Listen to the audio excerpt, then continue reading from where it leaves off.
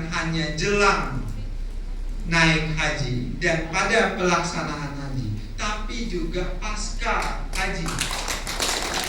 Nah, presiden itu sebutnya begini, apa yang kami sebut dengan sukses peradaban dan keadaban.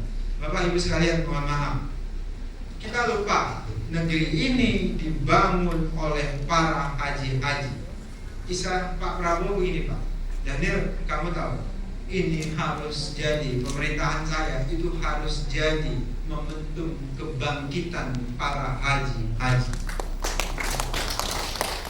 Itu konotasinya bisa haji, tapi ada konotasi lain, Bapak nggak mungkin saya sebutkan di sini. Tapi kebangkitan para haji-haji. Nah, kebangkitan para haji-haji ini, karena Pak Prabowo ini membaca sejarah. Bapak bangsa kita generasi pertama itu para haji-haji, Pak. Apa yang mereka lakukan? Mereka itu menanamkan nilai-nilai ideologi bangsa dan semangat kebangsaan. Itu di generasi awal itu Pak Hos Cokro Aminoto, yang bapak bangsa kita, guru bangsa kita. Kemudian Haji Ahmad Dahlan, Haji Agus Salim, Haji Hasyim Asy'ari, Haji Samanhudi, dan banyak haji-haji lagi. Dulu kan Pak, pada masa perjuangan, apa yang bisa mempersatukan kita ideologi? Nggak ada, Pak. Satu-satu alat persatuan itu adalah agama yang namanya Islam. Makanya ketika Pak Hos Cokro Aminoto ke Saudi, ke Mekah, belum ada Saudi pada saat itu, ke Mekah dan ke Madinah, maka Pak Hos Cokro itu kan dapat nilai-nilai kebangsaan, nilai-nilai perlawanan terhadap penjajah ketika beliau-beliau ini di Mekah. Haji Muhammad Darwis yang kemudian nanti jadi Kiai Haji Ahmad Dahlan dapat nilai-nilai kebangsaan juga dari Mekah, Pak, karena ada pan-islamisme. Pun demikian dengan Haji Hasyim Asy'ari, pun demikian dengan Haji Agus Salim dan sebagainya. Nah, ini Pak, generasi awal bapak bangsa kita. Pak Hos Cokro apa kemudian yang instrumen mempersatukan beliau? Kan Islam, Pak. Beliau kemudian memimpin syarikat Islam, Pak. Partai pertama, organisasi pertama dengan jumlah anggota besar, Muhammadiyah belum apa-apa, kemudian NU belum apa-apa, itu namanya Syarikat Islam, Pak. Syarikat Islam 1918 anggotanya sudah 2 juta, Pak. Penduduk Nusantara, belum Indonesia, penduduk India Belanda pada saat itu, yaitu 20 juta, Pak. Bayangkan anggota Syarikat Islam 2 juta. Nah, mereka ini para haji, Pak. Jadi semangat kemerdekaan itu berangkat dari haji-haji ini, Pak. Haji-haji inilah yang kemudian nanti bicara dengan Pak, akan melahirkan bapak-bapak bangsa. Saya sering menyebutnya bapak bangsa generasi kedua. Bung Karno itu belajar dengan Pak Hos Cokro. Samaun yang PKI, Pak, itu belajar dengan Hos Cokro Aminoto.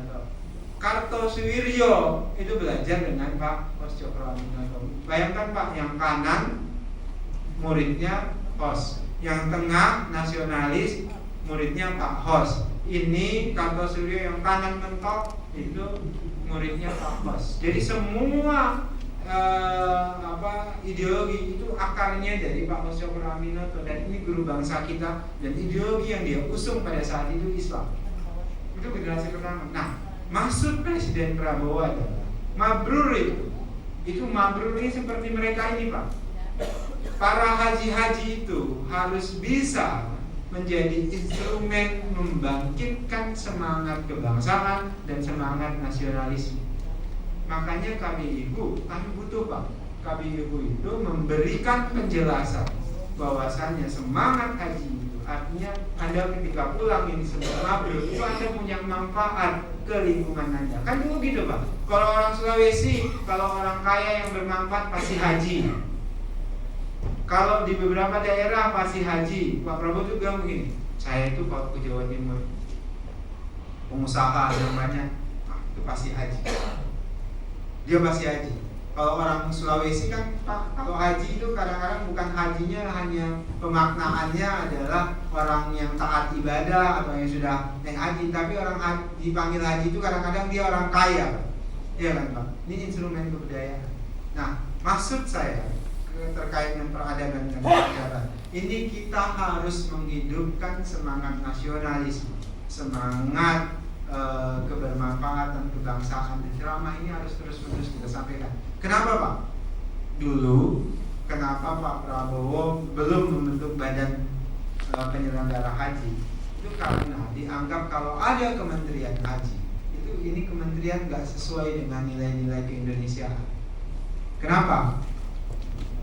Karena hanya ngurusin satu agama Pak, yaitu agama Islam.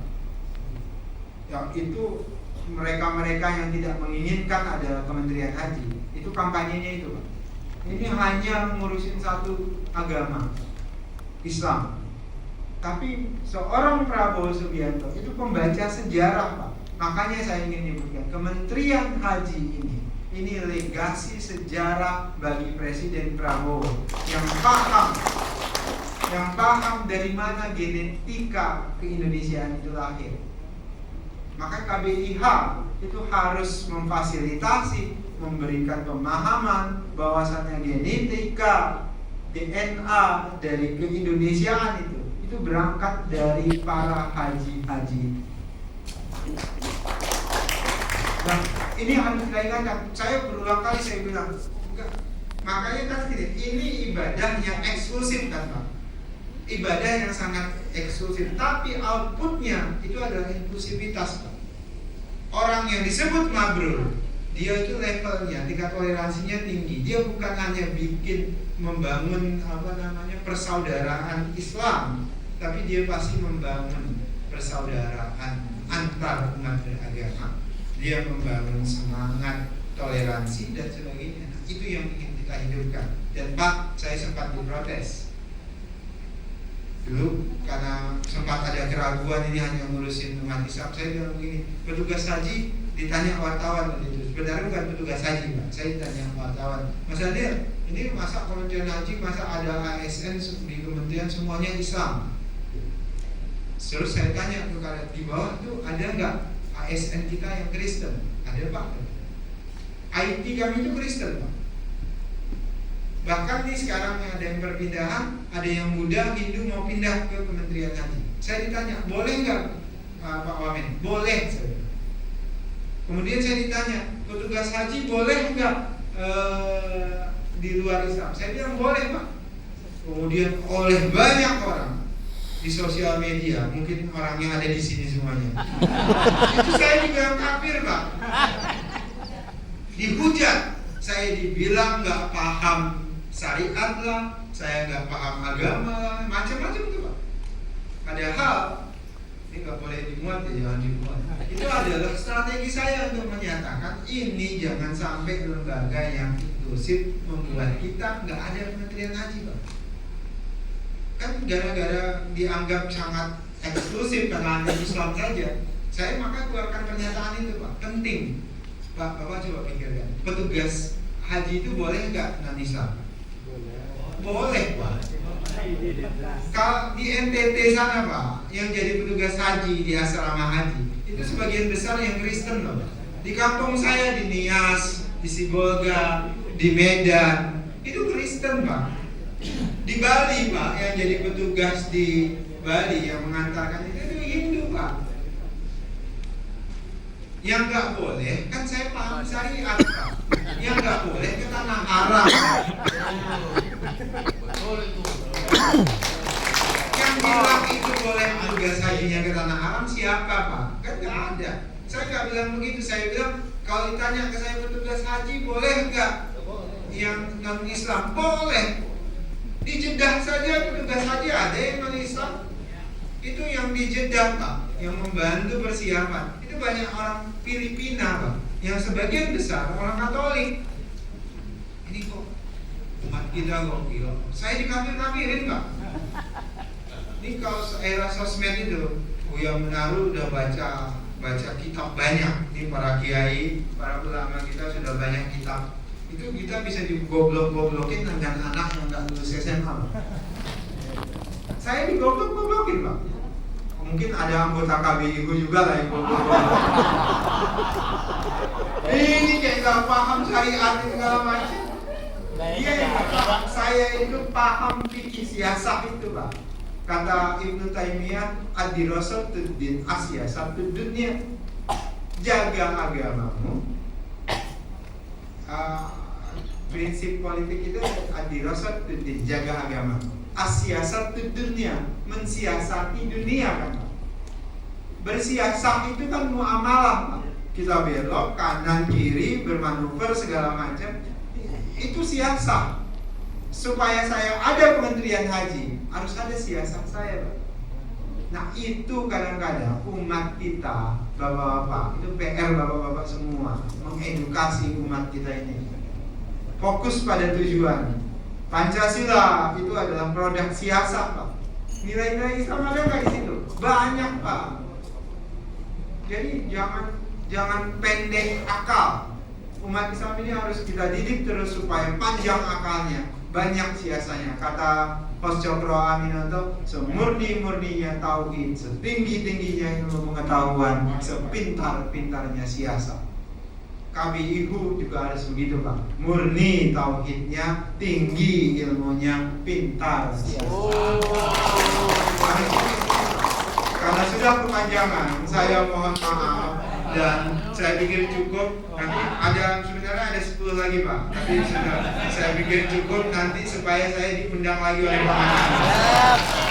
Kalau enggak akan beliau undang, Pak. Saya takutnya begitu. Jadi saya tutup, saya pikir cukup. Mudah-mudahan penjelasan 5 poin saya tadi itu bisa meluruskan banyak hal yang selama ini mungkin bapak-bapak juga curigaan dengan saya curigaan dengan KBIU. Kita sama-sama curiga nih, Pak. Islah. Nah sekarang kita islah, kita tosan.